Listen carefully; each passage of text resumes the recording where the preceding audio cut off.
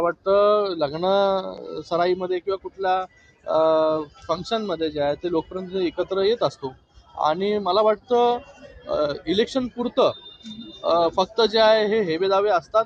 अ, अ, वेगवेगळ्या आयडिओलॉजीने आम्ही लढत असतो, पण इलेक्शन संपल्यानंतर जे आहे हे कुठेही जे आहे त्याच्यामध्ये आपल्या रिलेशनमध्ये कटुता येऊ नये असा मला वाटतं प्रत्येक लोकप्रतिनिधींनी जो आहे हा प्रयत्न करणं गरजेचं आहे. विकास तुम्हाला त्या मीटिंग मध्ये तुम्हाला दिसला असेल तुम्ही की तो आदर्श निर्माण बाकीच्यांना करून दिलाय का काय? नाही, मी कोण आदर्श निर्माण करणार नाही, पण मला वाटतं इलेक्शन पुरतं आपले हेवेदावे ठेवाय.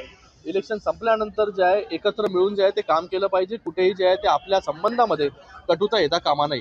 विकास कामाच्या अंतर्गत काही कामं राहिलेली आहेत, भ्रष्टाचार झालेला आहे वगैरे असे आरोप लावताय. त्यामुळे काय नगराध्यक्ष पदासाठी एवढे ठीक आहे, मला वाटतं आता कोणाला काय बोलायचंय. अंबरनाथचे जनता सुज्ञ आहे.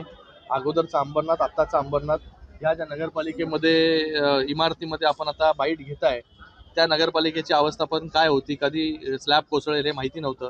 आज महानगरपालिकेला लाजवेल अशी नगरपालिकाची इमारत इथे उभी आहे. आज नाट्यगृहाचं लोकार्पण झालेलं आहे. आज सगळीकडे जे आहे, आज शिवमंदिरचं काम चालू आहे. सगळीकडे जे आहे हे भारतीय जनता पार्टी असेल किंवा राष्ट्रवादी असेल हे आतापर्यंत गुणगान गात होते. आता निवडणुकीमध्ये ऑपोजिशनमध्ये आल्यानंतर काही ना काहीतरी मुद्दे तर घ्यायला लागतील.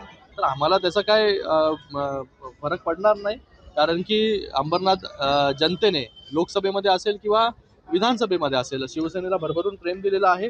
अंबरनाथची जनता सुज्ञ आहेत. अंबरनाथच्या कशा प्रकारे रस्ते जे आहे ते मला वाटतं 95% सिमेंट कॉन्क्रिटीकरण झालेलं आहे. त्याचबरोबर कचऱ्याचा प्रकल्प असेल, वेगवेगळे प्रकल्प जे आहेत हे या ठिकाणी आज मी नमूद करणार नाही, त्यासाठी पूर्ण निवडणूक पडलेली आहे. तर मला वाटतं अंबरनाथची जनता ही सुज्ञ आहे. आम्हाला कोणावरती टीका करायची नाही. इथे युतीमध्ये आम्ही केंद्रामध्ये देखील आणि महाराष्ट्रामध्ये देखील युतीमध्ये आहोत. कुठेही आमच्याही कार्यकर्त्याकडून युतीमध्ये मिठाचा खडा पडेल असे वक्तव्य जे आहे ते होणार नाही.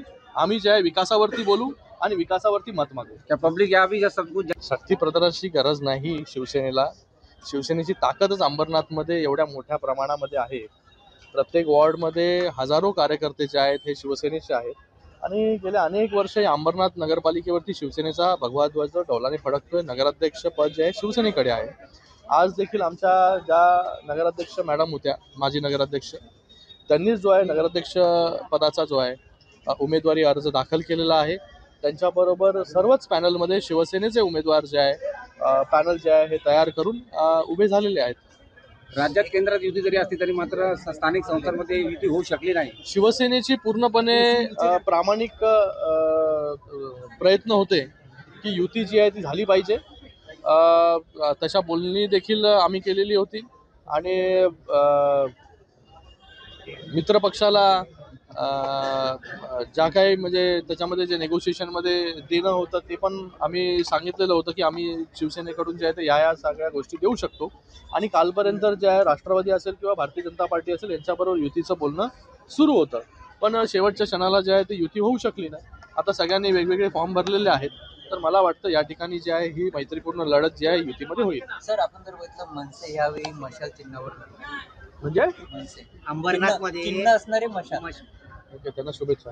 आपण जर बघितलं तर चाकण नगर परिषदमध्ये दोन्ही शिवसेना एकत्र आलेत, याबद्दल काय सांगा? ह्या बघा लोकल लेवलच्या निवडणुका आहेत. कार्यकर्ता खाली लोकल स्तरावरती त्याला काय हवंय, कशा प्रकारे त्या कार्यकर्त्याला जो आहे तो न्याय मिळेल. गेले 5-6 वर्ष निवडणुका झाल्या नाही आणि कार्यकर्त्यांच्या या निवडणुका आहेत.